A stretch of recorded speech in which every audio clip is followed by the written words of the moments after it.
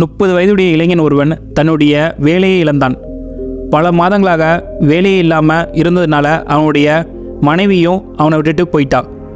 பல மாதங்களாக கடவுளிடம் தன்னுடைய பிரச்சனைகளையும் கஷ்டத்தையும் போக்கும்படி பிரார்த்தனை செய்தும் அவனுடைய வாழ்க்கையில் எந்த மாற்றமும் இல்லை.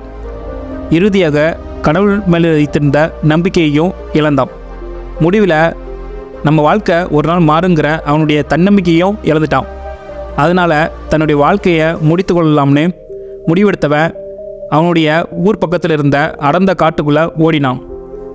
காட்டுக்குள்ளே உள்ள ஒரு உயர்ந்த மலையோட உச்சியில் போய் நின்ன அவன் கடைசியாக ஒரு முறை கடவுளிடம் பேசி பார்க்கலாம்னு யோசித்தான்.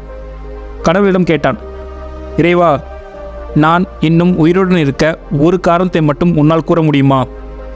வெறும் ஒரு காரணம் மட்டும் சொல், நான் உயிருடன் இருக்கிறேன் என்றான் இளைஞன்.